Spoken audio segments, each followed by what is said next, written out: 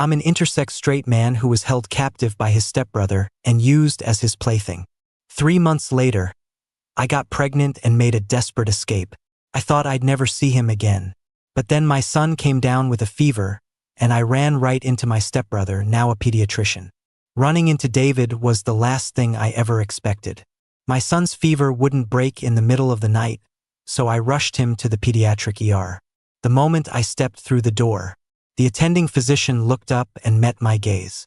I remembered it all, the hard lines of his brow and lips, the calm, deep eyes that struck terror deep into my soul.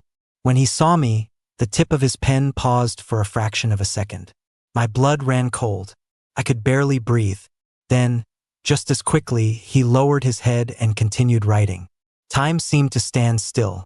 I clutched my son tighter and turned to run. "Daddy, I don't feel good." My son's voice, weak and soft, snapped me back to reality.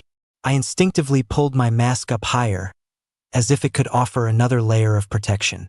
I prayed David hadn't recognized me. But I was wrong, of course. David finished the previous patient's chart, capped his pen, and finally looked up at me.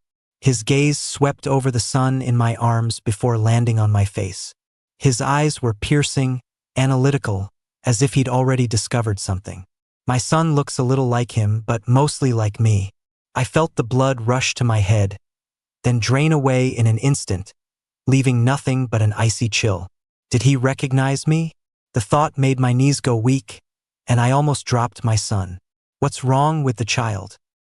He spoke suddenly, his voice steady and indifferent, without a hint of emotion. A high fever and a cough. I tried my best to control myself, but my voice still trembled. David stood up and grabbed his stethoscope. He was even taller than I remembered, almost a full head taller than me now. He walked toward me, step by step, his shadow stretching and growing under the fluorescent lights. Finally, it swallowed me whole. That familiar, sterile scent of antiseptic washed over me, pressing in. Danger made me instinctively take a half step back, my spine nearly hitting the cold tiled wall. My obvious attempt to flee seemed to amuse him. He stared straight into my exposed eyes, the corner of his mouth twitching upward in the slightest hint of a smile. It was the look of a hunter watching its prey struggle in vain. My nails dug into my palms. I clenched my jaw under the mask and turned away, avoiding his gaze. He paid no mind to my retreat, professionally placing the stethoscope on my son's chest. As he leaned over, his wrist was just inches from my chin. The lingering scent of cedar from his skin drifted past my nose. A faint, steady fragrance. I was once obsessed with the sense of peace that scent gave me. Now it just made my stomach churn. The stethoscope was cold. My son, feeling uncomfortable, whimpered in my arms and flailed his little hands. "Don't move." David's voice was low, not harsh, but it carried a natural air of command. He reached out with his other hand, his fingers long and slender from years of piano, with well-defined knuckles, and easily wrapped them around my son's tiny, struggling wrist. The movement was practiced and precise, radiating absolute control. I watched my son's small arm pinned in his grasp, and my heart felt like it was being squeezed by a giant hand. Even breathing became difficult. Without looking up, he continued the examination. "Age? 2.5. I steadied my breathing, intentionally avoiding specifics. My heart was pounding. 2.5? He looked up, his eyes as cold as ice. He seems a bit small for his age. My palms started to sweat, dampening my mask. After the exam, he straightened up and walked back to his desk. As he wiped his hands with an alcohol swab, he casually dropped a bombshell. "Where's the child's mother?" David smiled, a look full of meaning. "It's not often you see a father bringing his child in this late at night." My breath caught in my throat. I froze, overcome by a boundless sense of dread. Does he know? Is he testing me? Panic wrapped around my throat like a vine. I could hear my own ragged, heavy breathing under my mask. When I didn't answer, David sat back down and started typing. "The boy has acute pneumonia. I need to confirm any genetic history. Is there any family history of hereditary diseases on his mother's side?" His long fingers tapped rhythmically on the keyboard, each click striking a chord on my frayed nerves. I held my son's feverish body tighter and forced myself to sound calm. No, none. David paused and glanced up at me. Is that so? His tone was laced with cold amusement. I forced myself to nod. David said nothing more, just kept typing. Then, he calmly gathered the printed prescriptions and test orders and held them out to me. I reached out stiffly. Just as my fingertips were about to touch the papers, his hand pulled back half an inch. I grasped at empty air and looked up in shock, meeting his bottomless eyes. He stared at me, then slowly pressed the papers into my hand, which was still frozen in midair. Go handle the admission paperwork. David's gaze was fixed on my mask, so intense it felt like it could burn it to ash. His low, pleasant voice uttered 3 words that sent me plunging into an icy abyss. Mr. Quinn. He slowed his speech, enunciating each syllable as if he wanted to grind the fake name to dust between his teeth. I clutched the papers and practically fled the office with my son in my arms. I didn't dare look back, but I could feel David's eyes glued to my back. The hallway lights were a ghastly white. I walked fast, almost at a jog. It wasn't until I rounded a corner, completely out of his line of sight, that I dared to lean against the wall and gasp for air. My son whimpered again from the jerky movement, his face flushed red with fever. He recognized me. He must have figured it out. The realization coiled in my heart like a venomous snake, hissing a warning. I went through the admission process in a daze. I barely heard a word the nurse said. I just mechanically nodded, signed papers, and took my son to get his blood drawn. I didn't feel a shred of relief until I carried him into the hospital room. Thankfully, it wasn't a private room. There were 4 beds, and the 2 closest to the door were also occupied by children. My son was given the bed farthest in. After I settled him into the bed, a nurse came to start his 4. The cool medicine dripped from the bag, flowing through the tube and into his little body. He held onto my finger as he drifted off into a hazy sleep. I sat on the chair beside the bed, my eyes glued to the small glass window on the door. I was terrified that at any moment, that figure would appear. Time ticked by, each second an eternity of torture. The door to the room creaked open. I shot up straight, my back rigid like a startled rabbit. It was just a nurse coming to check his temperature. I sagged in relief, a cold sweat breaking out on my back. But the brief moment of calm was quickly shattered. About an hour later, the door opened again. David walked in alone, his white coat immaculate. Rounds. He was brief, skipping the 2 beds closest to the door and walking straight to my son's bedside. He picked up the medical chart. I swallowed nervously and pulled my mask up again. David's eyes scanned the temperature log, then moved to my face. The fever reducer is working. I gave a stiff nod. He suddenly leaned over and reached out to adjust my son's pillow. His arm passed right in front of my face, and that familiar cedar scent enveloped me again. I flinched back so violently that I knocked over my chair. The folding chair clattered to the floor, the sound piercingly loud in the quiet room. David froze, then slowly stood up and looked at me, his expression calm and assessing. "So jumpy?" he said, leaning closer.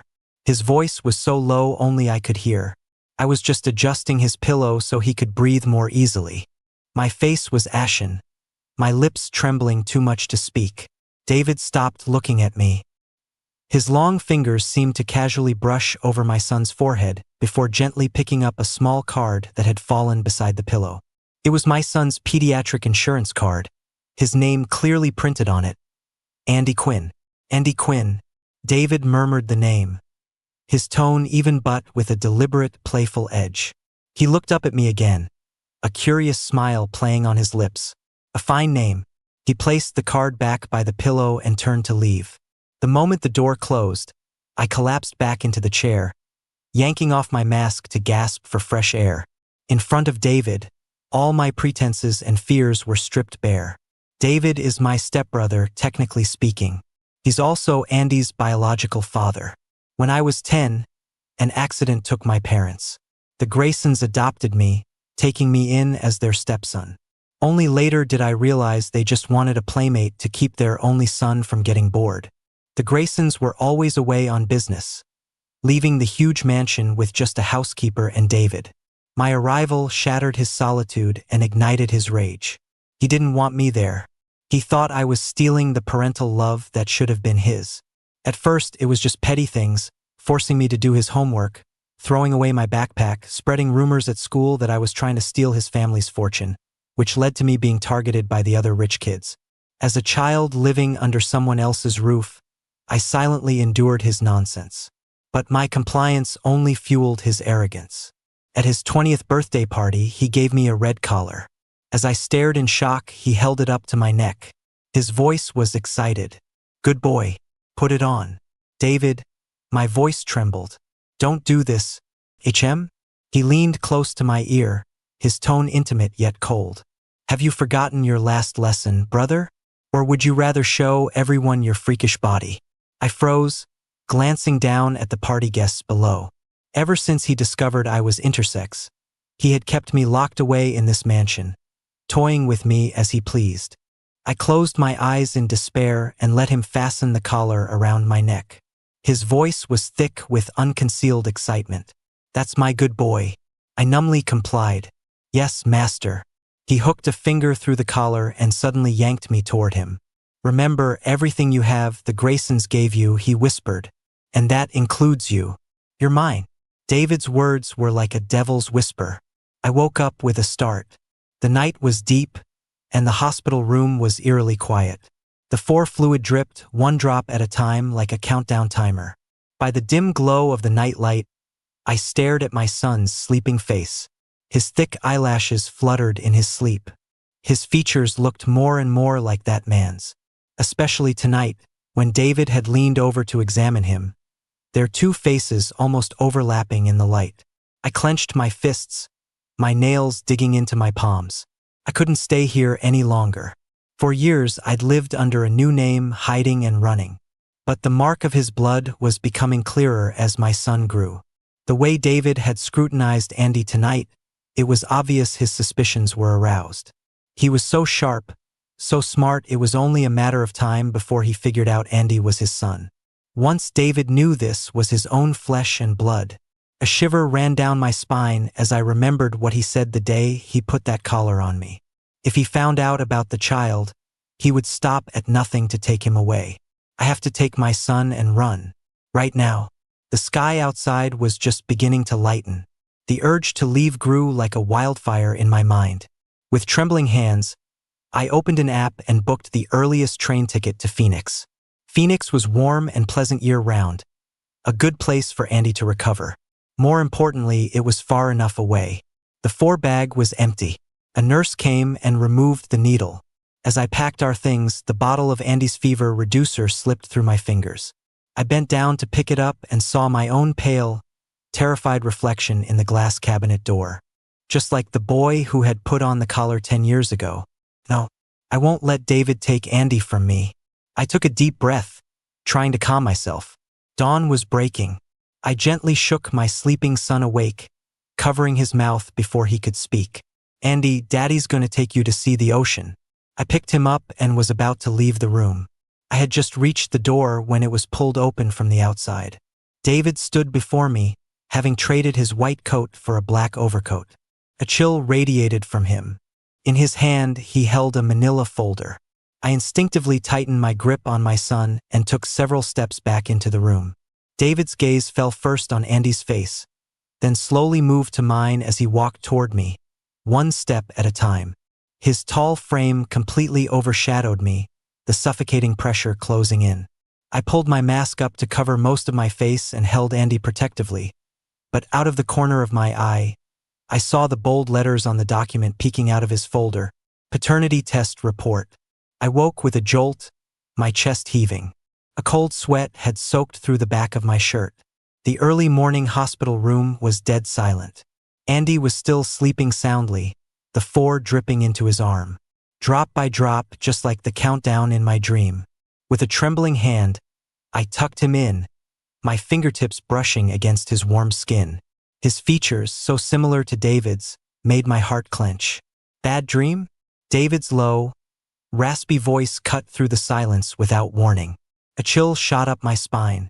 I sat bolt upright. David was sitting across from me, I don't know for how long. His legs were crossed, a patient file resting on his lap.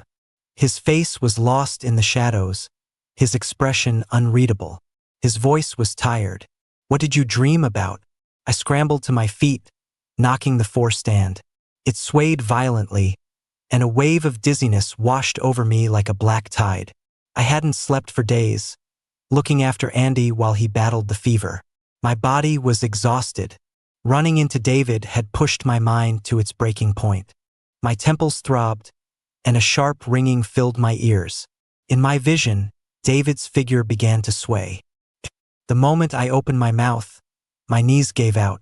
The entire room spun and tilted, the ceiling lights blurring into a painful halo. I saw David rushing toward me. Before everything went dark, I felt a pair of strong arms catch my falling body. "Leo." For once, David's voice was frantic. I was pressed against his chest. The blended scent of cedar and antiseptic on his white coat enveloped me. Through the fabric, I could feel the erratic tremor in his chest and hear the frantic, thunderous beating of his heart. So he could get nervous? He could feel anxious? I wanted to laugh, but I didn't have the strength. In the blur, I saw the tattoo on his collarbone, a bite mark. The scar I left 3 years ago when I fought back. When I woke up again, I was in a hospital bed with a nutrient 4 in my hand. Morning light streamed through the blinds, casting stripes across my face. I was disoriented for a moment, then turned my head and saw David sitting beside me. His hands were clasped in front of him. His white coat was a mess of wrinkles, his face etched with fatigue.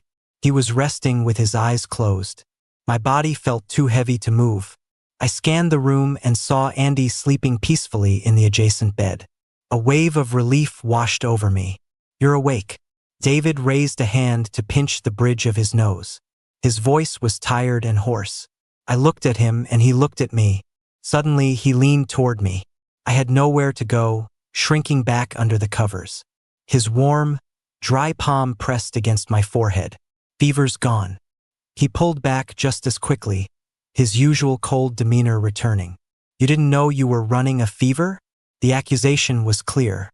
I pretended not to hear, turning my head away from him. Maybe it was because I was sick, or maybe I had just given up. There was no point in hiding anymore. The fear of seeing him again had strangely faded. We sat in a standoff, neither of us speaking. The atmosphere became tense and strange. It wasn't until a nurse came in to change my 4 bag that I heard David let out a deep sigh. It sounded like a mix of exhaustion and resignation. "Brother." That word snapped me back to reality. I hated when he called me that. Rage flooded my heart, replacing the terror of the night before. I summoned all my strength, grabbed the nurse's metal tray, and threw it at him. David didn't flinch. The tray hit him square in the face before clattering to the ground with a loud bang. Blood immediately welled up, trickling down his forehead. It ran past his eye, down his cheek, and dripped from his chin onto his white coat. A small, jarring splash of red bloomed on the fabric. "Dr. Grayson," the nurse cried out, about to rush forward to treat his wound. David waved her off, gesturing for her to leave. She hesitated, glanced at me, and finally backed out of the room. The room was silent again. I was breathing heavily. The needle in the back of my hand had backed up with blood, a dull, throbbing pain. David didn't say a word. He just knelt down and slowly began to pick up the tray. Blood dripped onto the floor, but he seemed not to feel any pain, methodically gathering the scattered items. He was always like this, always hiding his madness behind a mask of calm, always in control. I clenched my fists so hard my knuckles turned white, my nails digging into my palms and drawing blood. David slowly stood up, put the items back on the tray, and placed it on the cabinet. He looked at me through the streaks of blood, his expression chillingly serene. "Feel better now?" My sanity finally snapped. I grabbed a glass of water and hurled it at him. It shattered at his feet, spraying water and glass everywhere. "Why?" Why do you always do this to me? Years of suppressed grief and anger burst out of me. You locked me up like a dog, and now you stand there acting like we're brothers. Are you happy now, seeing me like this? Is this what you wanted? He just gave me a detached glance. Are you done? David ignored my pain. He took a step forward, his leather shoes crunching on the broken glass, making a sound that set my teeth on edge. Then it's my turn. David stood over me, his shadow swallowing me in my helpless rage. He watched me calmly. First, I locked you up because you were trying to kill yourself. My breath hitched. Second, David paused, then leaned down close, his breath on my face mixed with the sharp smell of blood. A smile that was almost gentle appeared on his blood-streaked face. Did you really think you could have faked your death and escaped so easily without my permission? My heart lurched. And third, he reached out and stroked my cheek, his expression almost cruelly tender. Daddy? A soft, sleepy voice cut David off. My son rubbed his eyes and looked at us. When he saw David's bloody forehead, his little face went pale. Almost instinctively, David turned his body to the side and quickly grabbed a piece of gauze to cover the wound. He forced a stiff but gentle smile for Andy. Uncle bumped his head by accident. It was a subconscious, protective gesture. My rage froze in my chest. I couldn't let it out and I couldn't swallow it down. It made me sick. David once said he loved me. He said it while he had me chained to the bed like a dog, his hands stroking the body I hated most. Brother, no one can ever separate us. Not even death. He said those words as he forced himself on me. My violent struggles turned into desperate pleas, until I finally bit down on his collarbone, my sobs breaking into whimpers. He was completely unhinged, treating me as his possession, trampling on my dignity. In that huge mansion, my world was reduced to a single bedroom. The room was covered in soft carpets, and every corner I could reach was fitted with protective padding. Even the utensils were made of silicone. David wouldn't let me die, but he erased my existence. Under his control, I experienced a complete social death. No one knew he had me imprisoned. No one sensed my despair. Day after day, I languished in that mansion. The seasons changed. I was locked up for a long time. I can't remember how long. David tormented me daily, and in the pain and loneliness, I lost myself. He, in turn, became the only thing I could depend on. I was drowning in the web he wove for me. It wasn't until I felt a strange stirring in my belly that I finally woke up. I had to escape. The idea took root, and I began to plan, satisfying his every demand each day. My compliance pleased him. He let his guard down. I set the room on fire. The fire destroyed the mansion. It also destroyed every trace of me. I survived, carrying the child in my womb. I thought about not keeping him. But my body is unique. If I had tried to terminate the pregnancy, it would have killed me too. I hated Andy's existence. He was a product of David's torture, a symbol of my shame. But when he came into the world with a loud cry, his tiny face red and wrinkled, his small hand unintentionally grasping mine, a strange feeling struck a soft spot in my heart. Having lost my parents so young, I had an almost desperate craving for family. And here he was, the only person in the world I shared a bloodline with. I looked at him and he gradually quieted down. As our eyes met, I realized my own face was wet with tears. The first thing Andy did when he woke up was look for me. I must have looked a wreck, because his expression changed the moment he saw me, and he shot David a fierce glare. Andy's voice was small but firm. "Don't you bully my daddy." He jumped off the bed, barefoot, right onto the broken glass. David and I both reached for him at the same time. Andy is my flesh and blood, the child I raised and protected. David was no match for a father's protective instincts and speed. The 4-needle ripped from my vein, sending a spray of blood arcing through the air. I didn't feel the pain.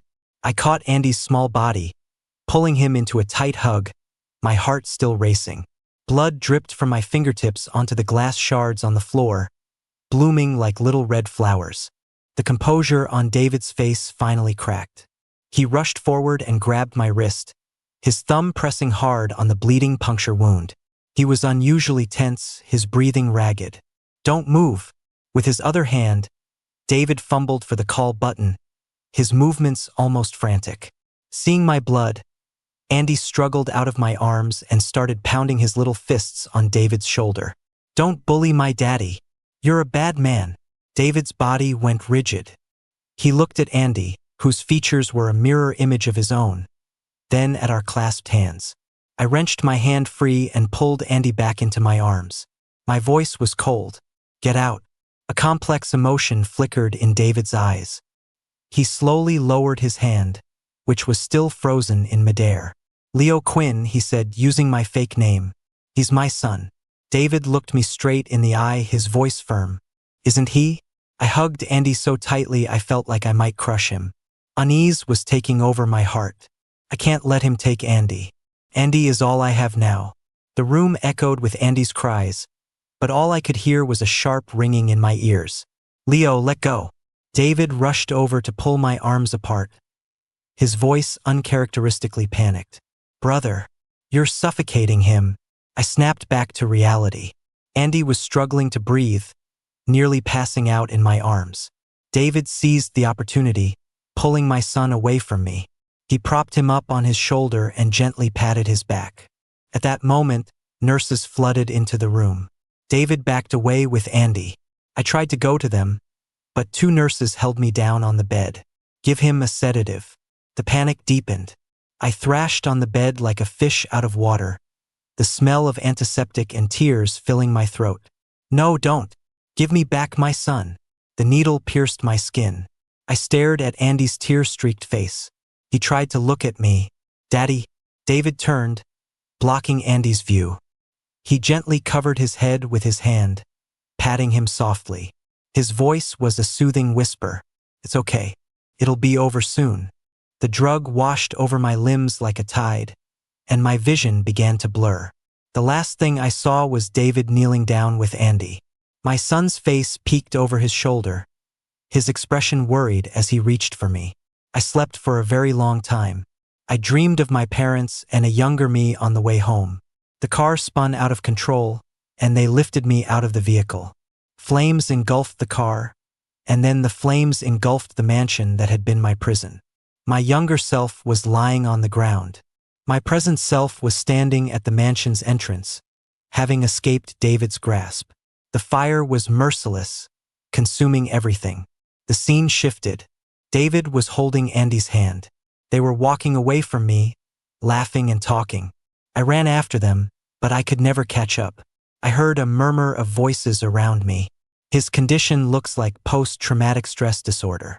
I woke up. The white ceiling made me dizzy. Andy was lying beside me, his little face stained with tears. I reached out and stroked his soft cheek. Perhaps because of the sedative, a strange calm settled over me. David was talking to another doctor.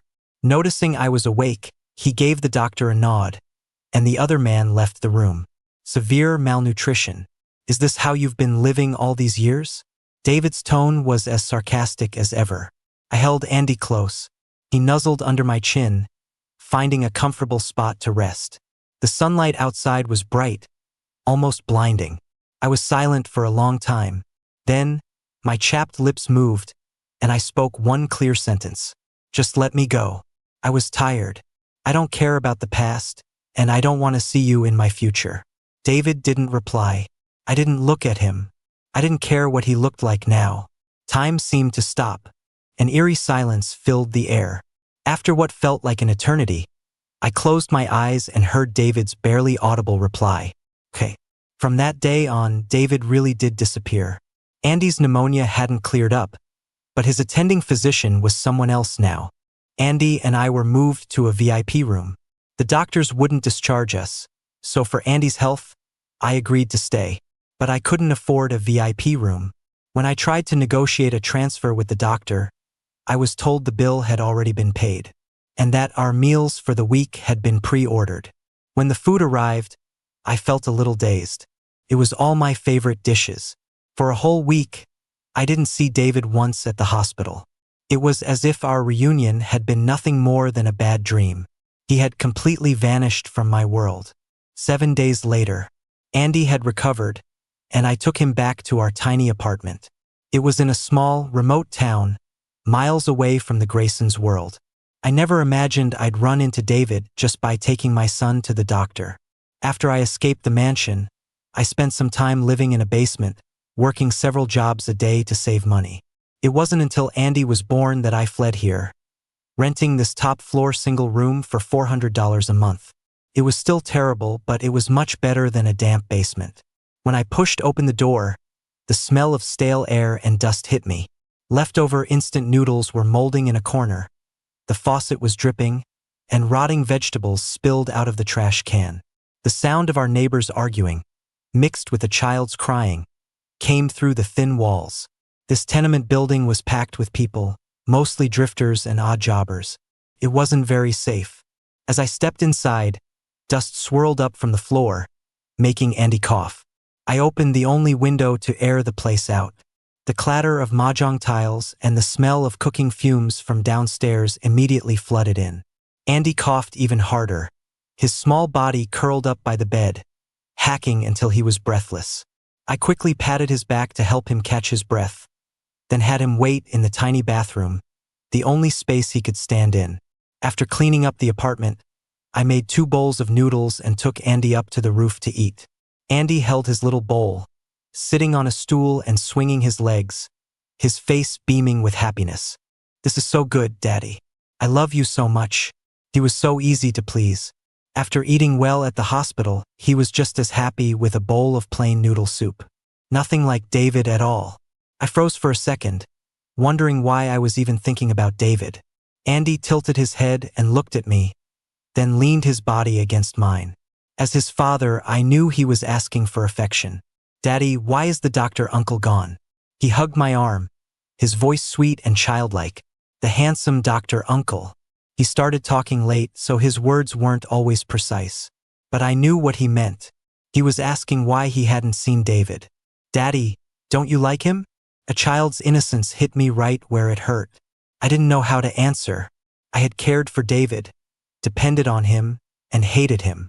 After my parents died, the Graysons took me in but paid me no mind. David, my stepbrother, became the only brother I had. As his older brother, I tried to be responsible for him. Seeing I was quiet, Andy buried his head in my chest and nuzzled me. "Daddy, don't be mad. Andy won't ask anymore." "Daddy's not mad." I stood up, holding Andy. He cooperatively held both our bowls. I pushed open the heavy iron door with one hand, hoisted him up a little higher, and went back down to our apartment. The door to the apartment across the hall was open, a suitcase sitting by the entrance. A new neighbor had moved in. People came and went all the time here. I glanced across the hall. It was a 1-bedroom, much bigger than my place. There were 2 cardboard boxes in the entryway and 2 cigarette butts on the floor by the door. I frowned and closed our door. Andy's pneumonia had just cleared up. I needed to keep him away from cigarette smoke. Only later did I find out. The person across the hall was David, and he never smoked. I went to work as usual, leaving Andy at home. He was only 2 years old, and I hated leaving him alone. But I couldn't bring a child to my job, so I had to ask my landlady to check in on him and install a security camera. Thankfully, Andy was a good kid. He would watch me leave every morning and wait for me to come home every night. He was so well behaved it broke my heart. I didn't know what kind of person my new neighbor was. I tried knocking on his door to say hello once, but he didn't answer. When I got home from work, Andy threw himself into my arms. "Daddy, the big brother made me dinner." "What big brother?" Confused, I took out my phone to check the camera footage. Andy sat on my lap, opening a picture book. "Can I play with the big brother tomorrow?" I furrowed my brow. "What big brother?" He pointed toward the door. I knew he meant the apartment across the hall. He said since Daddy isn't home, he can play with me. On the camera footage, the landlady was greeting the man from across the hall. He had his back to the camera, so I couldn't see his face. Andy was sitting on a little stool by our door, munching on an apple the landlady had given him, watching them chat. Suddenly, the neighbor went back inside. A moment later, he came out again and handed the landlady a bowl of something. I turned off the video and looked at the bowl on our table. Daddy? Andy tilted his head, a puzzled look on his face. I picked up the bowl, opened our door, and went across the hall. I raised my hand and knocked. No answer. Andy hugged my leg from behind and peeked out at me. The big brother went out. Still confused, I went back to our apartment. I messaged the landlady on WhatsApp. I asked her who the new neighbor was. After all, this place was full of sketchy people. What if he was a danger to Andy? I couldn't find another place this cheap on such short notice. The landlady replied, "He's a distant relative of mine." I breathed a sigh of relief. If the landlady knew him, it should be fine. Then she added, "I'm going out of town for a few days, so I asked him to help keep an eye on your boy." I never actually saw my neighbor. Every morning when I left for work, there would be a freshly cooked breakfast sitting outside my door. At first, I wanted to thank him, but he always avoided me. When I got home at night, there would be a hot meal waiting. On top was a small note, "Made too much," short and to the point. Over time, I realized he meant no harm. Andy also became much more cheerful and lively. Before, when I left him alone, he was a bit timid and didn't talk much. Now, he would greet me at the door when I got home and had become much more affectionate. And thanks to the meals he kept bringing, I had put on some weight. Looking in the mirror, my face was healthier, fuller than before. I need to find a way to thank him, I thought. I can't just keep taking free food. But he never opened his door and ignored my greetings. So I started leaving things for him. Sometimes it was homemade steamed buns, sometimes one of my specialty dishes. He would always wash the bowl or plate and leave it outside my door. Slowly, we developed a strange, silent routine. On weekdays, he made me meals and watched Andy while I was at work. On my days off, I would make him food and collect the clean dishes from him in the evening. After 6 months of this, I started looking into daycares. Andy was getting older. I couldn't just leave him at home alone anymore. He needed to be around kids his own age. One weekday, I woke up early to take Andy to visit a daycare center. The door creaked open, startling the man in front of it. He was bent over, about to place breakfast on the little stool by my door. When he heard the door open, his tall frame flinched, and he froze. I was stunned, not expecting to finally meet him so suddenly. Andy called out sweetly, "Good morning, big brother." "Hello?" I said with a smile. It was the first time I had ever spoken to my next-door neighbor. He remained stiff, not standing up, awkwardly trying to hide his face. Curious, I leaned down and caught a glimpse of a familiar face. My own expression instantly turned to ice. "What are you doing here?" Seeing David again, I was surprisingly calm, without the panic of our first reunion. I turned my head, trying not to pay him too much attention. David placed the breakfast down, then stood up, keeping his side to me, his face looking slightly embarrassed. I pulled Andy behind me and waited for an answer. He just moved his lips, but no words came out. Then he turned and went back to his apartment. The dull thud of the iron door closing separated us. I suddenly felt like a deflated balloon, my whole body going limp. I didn't want to think about why he was here. He had promised not to appear in front of me again. If he wanted Andy, he could have taken him at any point in the last 6 months. Every second he spent in a filthy place like this must have been torture for him. A few days later, I received a package. I tore it open. Inside were several legal documents. One was a Grayson family inheritance agreement, including a stock transfer certificate.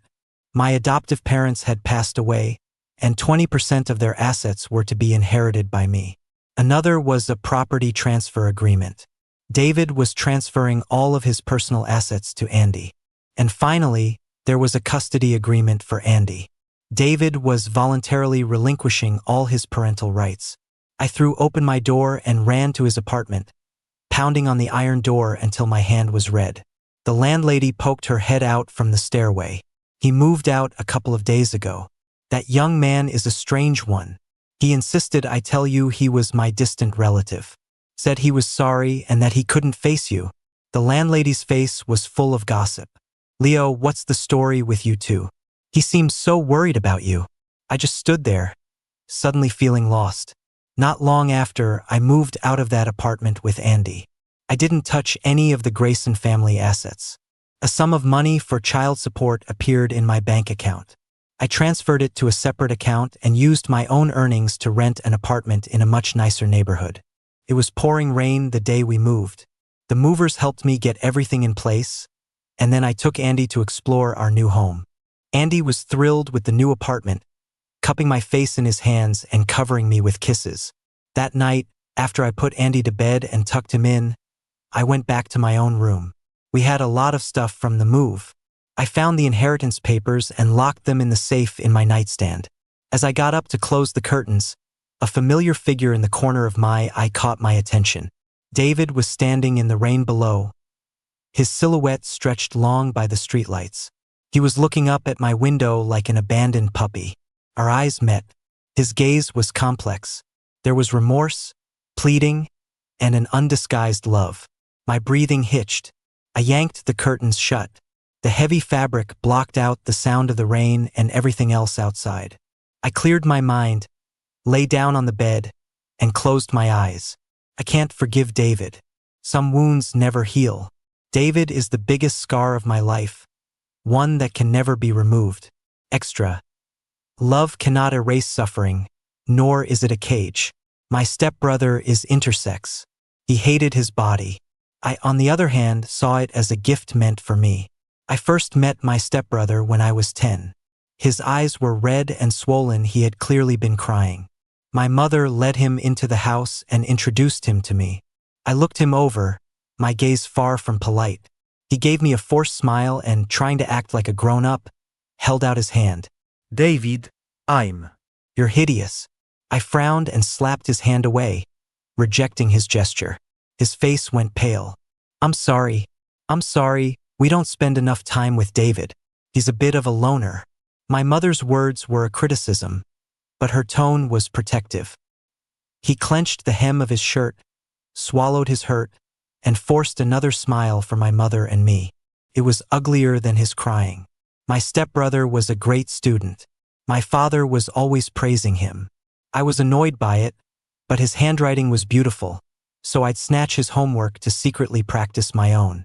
Admiration and dislike aren't mutually exclusive. I told myself that as I collected his old tests. Later, some people called him a jinx, said he'd killed his own parents, and now he was here to steal my family's fortune. He never denied it, and I didn't care. It's not like my parents loved me anyway. It wasn't until I noticed he always had bruises that I realized someone was bullying him in my name. He was too weak to fight back. I was furious at his cowardice. I took care of those guys and warned them off, but he thought I was the one who put them up to it. I didn't bother explaining. He wouldn't have believed me anyway. Adolescence hit. I discovered his secret. His body wasn't like mine. He was intersex. The discovery was a huge shock. The way I looked at him began to change. My stepbrother was tall and lean with pale skin that never seemed to tan, even during military training camp. He had a small face and delicate features. He had a clean, quiet, and modest air about him. Not like the rest of us at that age, arrogant and full of ourselves. The girls loved him, they were always flocking around him. A vicious thought crossed my mind. If those girls knew about his body, would they still like him? I even started having nightmares. Every night, he would be lying beneath me, reaching for me, gently accepting me. I would wake with a start every time, the bed a complete mess. I felt guilty, disgusted with myself. My stepbrother helped me with my homework, but I was always distracted. Under the lamp, the contour of his face was soft. A few stray strands of hair fell across his brow, making the white collar of his school uniform seem even brighter. As the tips of his hair brushed past his eyes, I saw that his focus was pure, his gaze clear as water. My pen stopped, scratching a line across the paper. He turned to look at me, his voice gentle. Tired of studying? My heartbeat was so loud it made me panic. A wave of irrational anger surged through me. I crumpled the paper and roared, "Get out!" He was startled, a flicker of shock in his eyes. I couldn't look at him. The unfamiliar, shameful love in my chest was agonizing. Get out. Terrified he would discover my filthy thoughts, I grabbed the crumpled paper and threw it at him. Somehow, a pencil was caught inside the paper ball. It hit him on the brow bone, cutting him. Blood instantly seeped out. He sucked in a sharp breath of pain, raised a hand to touch it, and froze. My anger vanished, my mind went blank. He stood up, looking apologetic. "I'm sorry. It was my fault." From that day on, my feelings changed. I had fallen in love with my stepbrother, another man. I avoided him all the way until high school graduation. At the graduation ceremony, he gave a speech as the valedictorian. I sat in the audience, my eyes following his every move. The more brilliant he was, the more I felt like a rat in the gutter, only daring to covet a light that wasn't mine from the darkest corners. After the ceremony, a girl asked him out. I knew her. She was a good person, a good match for him. People started teasing them with the typical teenage banter. He looked torn, maybe a little shy. All their laughter felt like needles pricking my fragile nerves. The last thread of my sanity finally snapped. I couldn't stop myself. I walked over and dragged him away. "David, I didn't say yes to her," he explained. "If you like her." His straight guy innocence was so infuriating. That irrational anger flared up again. I shoved him away, trying to hold back my rage. "I don't like her." He pressed his lips together, looked down and said again, "I'm sorry. I misunderstood." Sorry. I slammed my fist into a nearby tree trunk. "Is that all you know how to say?" His lips moved as if he wanted to say something, but in the end, he said nothing. The frustration and jealousy grew stronger. I nearly ground my teeth to dust before I finally managed to spit out the words, "Get out of my house, and don't ever let me see you again." In college, my stepbrother and I were in different cities. I secretly went to see him almost every week. He never knew. At the time, I also didn't know he was enduring a kind of bullying I couldn't have imagined. Someone had hidden micro cameras in his school's bathrooms and locker rooms, secretly filming and live streaming. My stepbrother's body was exposed for all to see. His photos and videos spread all over the forums. Then, a tidal wave of malice crashed down on him. He was doxxed, became the subject of vile sexual rumors, and was stared at with disgust. The next time we met face to face was at the police station near his university. His roommate had drugged him and tried to assault him. He fought back and cracked the roommate's skull. I was glad. His resistance pleased me. After giving his statement, I paid his bail and took him out. The online harassment, while vicious, hadn't caused physical harm. The roommate's assault was attempted, not completed, so it wasn't a chargeable offense. But he had put his roommate in the hospital, which constituted assault. He was going to be temporarily detained and await charges. It was such bullshit. I cursed them out and called my lawyer. He was silent the whole way. Then, without warning, he bolted into traffic. I was still on the phone with the lawyer. I reached out, but I couldn't catch him. He ran straight into a small truck. The sound of the impact was a dull thud. The tires screeched against the pavement in an emergency brake. His body flew into the air like a piece of garbage tossed aside, tracing a bizarre arc. The crowds faded away. All I could hear was a ringing in my ears. His body hit the ground. My vision went red. The world seemed to stop. Brother. I waited outside the operating room for a day and a night. Thankfully, they saved him. Unfortunately, he had severe depression and PTSD, and he was convinced I was behind all his misfortunes. The doctor said he might never recover. I thought about it and I accepted it. He had faced too much malice, too much pain.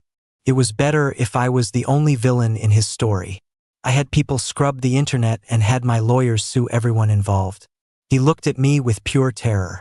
I wanted to explain, but I didn't. My filthy love was not something I could ever show him anyway. I thought my stepbrother and I could just continue on, coexisting peacefully.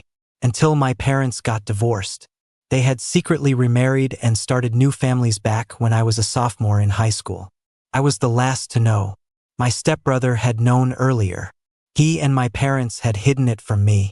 They lied to me for 3 whole years. The immense shock and sense of betrayal hit me hard. I couldn't understand why my stepbrother would betray me. The The feelings I had suppressed, the ones I could never speak of, began to twist into something extreme. When my stepbrother looked at me with that familiar fear in his eyes, the violent desire inside me reached its peak. I blamed him for everything. If he hadn't come to my house, I wouldn't have fallen for him, and I wouldn't be in this agony. If he hadn't betrayed me by hiding my parents' divorce, I wouldn't be in this mess. My unrequited love for him morphed into a towering hatred. I didn't understand why he didn't love me. He was so kind to everyone else. But with me, he was only ever afraid and disgusted. I admit I was a monster. I took all my resentment out on him. At my birthday party, I gave him a collar and put it on him as he stared at me in despair. I pulled him close and whispered in his ear, "You're mine." I only had him and he only had me. What happened at school had traumatized him, and my actions pushed him over the edge. He tried everything to die, overdosing, drowning, jumping. I had no choice but to use force. I cut him off completely from the outside world. In that lonely mansion, I tied him to the bed. To me, he was fragile and beautiful. I hated him. I hated him for not loving me, for betraying me. He begged me for mercy, but I knew that if I untied him, he would jump from the nearest window. I watched over him day and night, fed him by hand, bathed him. As we became more intimate, the desires I had suppressed were reawakened. He kept trying to kill himself in front of me, and one day I snapped and did something terrible. He fought back violently, then begged desperately, until his cries dissolved into broken sobs. A sharp pain shot through my collarbone, and blood seeped from the wound. But the blood only made me more excited. I wasn't dreaming. He was finally truly mine. When I came to my senses, I was filled with regret. But there's no turning back time. What was done, and I was trapped again. He started planning his escape, becoming completely submissive to me. My guilt was unspeakable, so I went along with whatever he wanted. He set the mansion on fire. It was for the best. At least it would end the pain for both of us. Our reunion was a chance encounter I carefully orchestrated.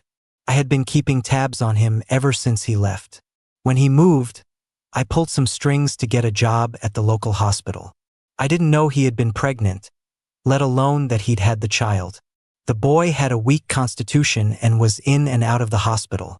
I always made sure someone was looking after them. But seeing his increasingly gaunt face, I couldn't wait any longer. He brought the child into my clinic. I fought to keep my hands from shaking, forcing myself to look calm as I wrote on the chart. I had imagined our reunion 1,000 times. I expected excitement, joy. I never expected the terror in his eyes to make me hesitate. I stood outside his hospital room for a long time before I finally worked up the courage to go in, using rounds as an excuse to see him. He was so tense. I could only stay for a moment, then sneak back in to watch him after he fell asleep. He slept restlessly, murmuring in his sleep. I sat across from him, just staring at his face. He was so thin his cheekbones jutted out, his complexion sallow. He looked so pale. I looked closer and saw several white hairs, even though he was still so young.